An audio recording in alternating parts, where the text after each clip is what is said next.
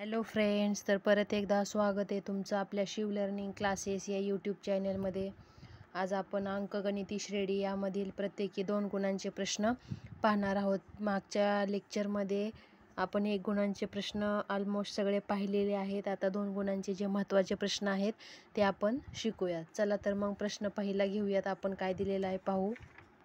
बघा, प्रश्न पहिला दिलेला आहे, पुढील क्रमिका अंकगणिती श्रेणी आहे का ते ठरवा. असेल तर त्या श्रेणीचे 20वे पद काढा.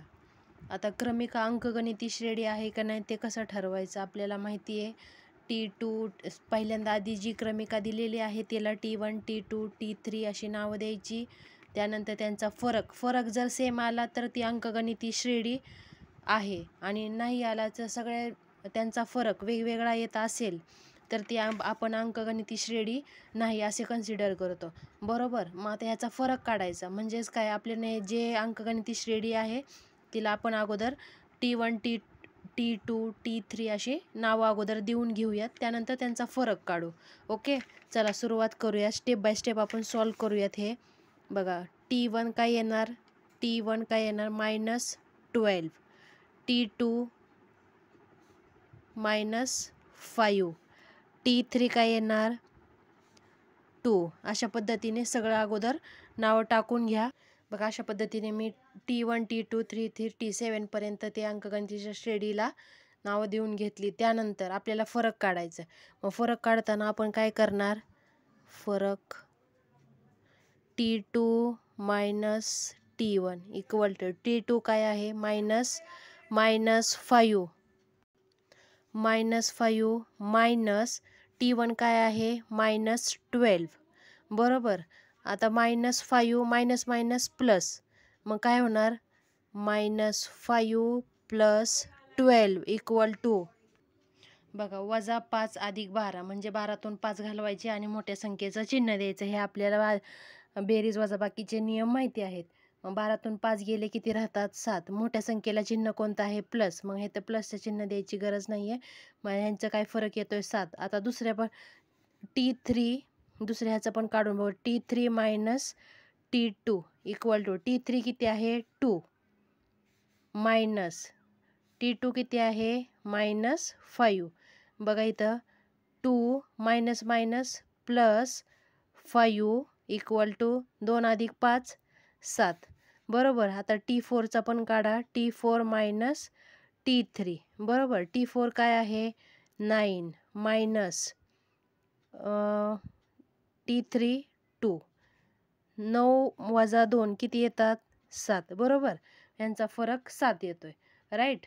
बघा, सगळ्याच ह्याचा आता 16तून 9 गेले 7, 30तून 23 गेले 7. मग ह्यांचं सगळे ही जी अंकगणिती श्रेणी आहे दिलेली क्रमिका ही अंकगणिती श्रेणी आहे का, तर ह्यांचा सगळ्यांचा फरक काय येतोय 7 येतोय. म्हणून आपण तिथं लिहायचं, म्हणून येथे सामान्य फरक स्थिर आहे.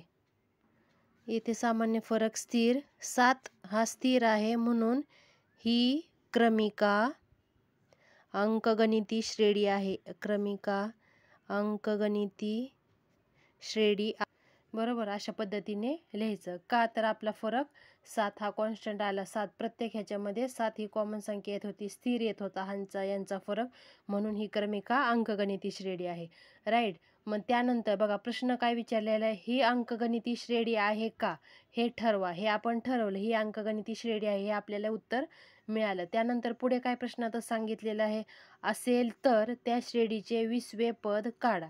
असेल तर आपल्याला काय करायचं आहे, 20वे पद काढायचे. म्हणजेच आता 20वे पद आपल्याला कसं शोधणार, आपल्याला फॉर्म्युला माहिती आहे त्यांचा. 20वे पद शोधण्याचा formula Tn = a + n - 1 × d, बरोबर. आता आपल्याला याची किंमत काय माहिती आहे, a = T1 = काय येणार -12. a म्हणजेच काय, पहिली संख्या T1 हा काय आहे 12 आहे, a ची किंमत आहे. परत आपल्याला d किती मिळाला आहे 7, राईट, बरोबर. मग त्यानंतर आपल्याला n किती काढायचं आहे, आपल्याला 20वे पद. 20वे पद काढायचं आहे म्हणजेच n इक्वल टू 20. मग यावरून 20वे पद काढण्यासाठी आपण फॉर्म्युला कोणता यूज करणार, Tn equal to a plus of n-1 bracket complete into d. बरोबर. मग T20 इक्वल टू a काय आहे -12 प्लस ब्रॅकेटमध्ये n काय आहे 20 - 1 इंटू d किती आहे 7. d म्हणजेच काय, त्यांचा फरक. बरोबर. मग इक्वल टू -12 आहे असं 20तून 1 गेले 19 गुणिले 7. बरोबर. मग बघा आता -12 अधिक 19 गुणिले 7, 19 7 133. बरोबर. 133 मग 133. आता -12 अधिक 133 म्हणजेच काय, 133 मधून 12 वजा करायचे आणि मोठ्या संख्येचं चिन्ह द्यायचं. मग 133 मधून जर 12 गेले तर किती राहतील 121. बरोबर. मोठ्या संख्येचं चिन्ह काय आहे अधिकच, मग इथं अधिक चिन्ह द्यायची गरज नाही. जर वजा असतं तर आपण वजाचं चिन्ह दिलं असतं. अधिक जेव्हा येते कोणत्याही संख्येची बेरीज तेव्हा ते संख्याचं चिन्ह दिलं किंवा नाही दिलं तरी चालतं. मग आता ह्याचं उत्तर काय आलं, T20 काय मिळालेलं आपल्याला 121. T20 equal to 121. अशा पद्धतीचं हे उत्तर आपल्याला मिळालं. म्हणून आपण शेवटी काय लिहिणार, दिलेली क्रमिका ही अंकगणिती श्रेणी आहे आणि त्या श्रेणीचे 20वे पद किती आहे 121. हे सेंटेन्स लिहायला विसरायचं नाही, कारण याला पण अर्धा मार्क असतो. बघा मग मी खाली सेंटेन्स लिहिलेलं, दिलेली क्रमिका ही अंकगणिती श्रेणी आहे आणि त्या श्रेणीचे 20वे पद 121 आहे. हे लिहायला विसरायचं नाही, याला मार्क्स असतात. अशा पद्धतीने पूर्ण एक्झाम्पल मी सॉल्व केलं. 2 मार्काला हे प्रश्न विचारले जाऊ शकतात. मार्च 2020 मध्ये बघा हा बोर्डाच्या परीक्षेमध्ये प्रश्न विचारला गेलेला होता. याचाच अभ्यास करा किंवा अशा पद्धतीच्या आणखी वेगवेगळ्या संख्या टाकून प्रॅक्टिस करा. अशा पद्धतीचेच एक्झाम्पल विचारले जाऊ शकतात. हेच नाही किंवा ह्याच्यापेक्षा वेगळं म्हणजे काय, फक्त संख्या वेगळ्या असू शकतात. पद्धत हीच. अशाच पद्धतीने पूर्ण एक्झाम्पल सॉल्व करायचं. चला नेक्स्ट एक्झाम्पल पाहूयात आपण. बघा दुसरा प्रश्न दिलेला आहे, एका अंकगणिती श्रेणीचे पहिले पद 12 व सामान्य फरक 4 आहे आणि Tn बरोबर 96 असेल तर n ची किंमत काढा. बघा हे प्रकरण पूर्ण फॉर्म्युल्यावर आधारित आहे, म्हणजे सूत्र तुम्हाला पाठ असतील तर हे एक्झाम्पल तुम्हाला इझिली सॉल्व करता येतील.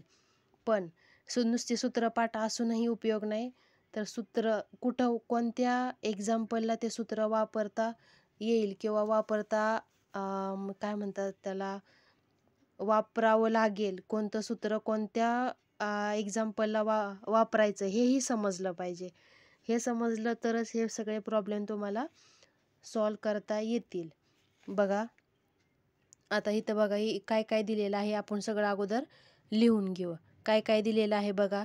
पहिले पद म्हणजेच T1 किंवा त्याला आपण A म्हणू शकतो. बरोबर. A काय दिलेलं आहे, पहिले पद 12. बरोबर. सामान्य फरक म्हणजेच काय, D असतो. बरोबर. फरक म्हणजेच 4.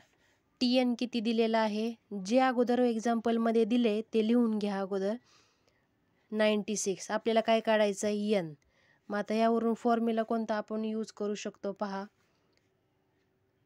Tn equal to a plus n-1 into d. बरोबर. हा फॉर्म्युला आपण यूज करणार या एक्झाम्पलमध्ये. Tn किती दिला आहे 96 इक्वल टू a किती आहे 12 प्लस n किती आहे, n काढायचा n-1 as it is into d किती आहे 4. बरोबर. मग आता पुढे काय करणार, 96 लिहून घेतले. बरोबर. त्यानंतर काय करणार तुम्ही, 12 प्लस हा काय आहे n-1 किती राहणार, n-1 nच राहणार, पण काय राहणार n into 4. Step by step solve करू. 96 बरोबर 12 काय आहे मायनस n इंटू 4 किती येणार -4n बरोबर. मग त्यानंतर पुढे काय करायचं. मग आता काय करणार बघा, हे सिम्प्लिफाय करा. 96 हे काय आहे 12 अधिक आहे, इकडं आल्यावर काय होतील वजा बरोबर. हा 4n इथे आहे असं राहील राईट. मग आता 96 मधून 12 गेले किती 88 बरोबर 4n. मग n इक्वल टू काय करणार आपण 88 भागिले 4. n इक्वल टू 4 एके 4, 4 दुने 8, 4 दुने 8 22 बरोबर. n किती आला 22. म्हणून यांची किंमत किती आली 22 आहे. अशा पद्धतीने हे एक्झाम्पल आपण इझिली सॉल्व केले. सिम्प्लिफाय केलं, फक्त व्हॅल्यू पुट केला फॉर्म्युल्यामध्ये आणि ते सिम्प्लिफाय केलं. उत्तर किती आलं यांची किंमत 22. आपल्याला काय विचारलं होतं यांचीच किंमत विचारली होती बरोबर. आपण हा फॉर्म्युला यूज करून यांची किंमत काढली.